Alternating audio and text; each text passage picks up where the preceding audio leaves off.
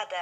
Ол қорқынышты және қызықты ойын, және онда мен ылғи действияны таңдаймын. Шындығын айтқанда, мен кішкентай кезімнен ойнағанмын, бірақ бұны жақсы көргенмін. Мақтанғым келмейді, бірақ бұл ойында мен монстрмын десем болады. Мені жынды деп ойлап қалуға да болады.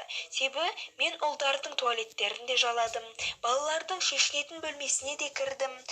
6 сынып оқушысын кездесуге де шақырдым. Әрине, бұның бәрі ақша үшін болатын.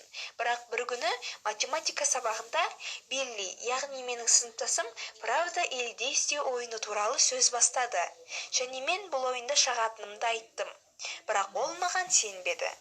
Сонда Билли маған осындай: "Сен қазір ұлдардың әжетханасына кіруің керек болады", деді. Шынында да ол жерде есік, қабырға бәрі терезе күйінде болатын.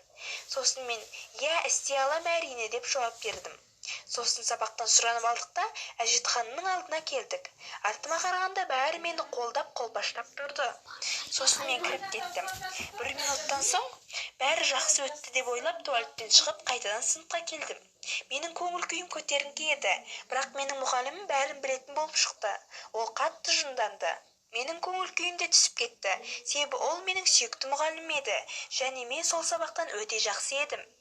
Сондықтан мен шынында да правда или действие ойын ойнамайтын болдым, және сіздерге де дұрыс орын ойнау керек дер едім.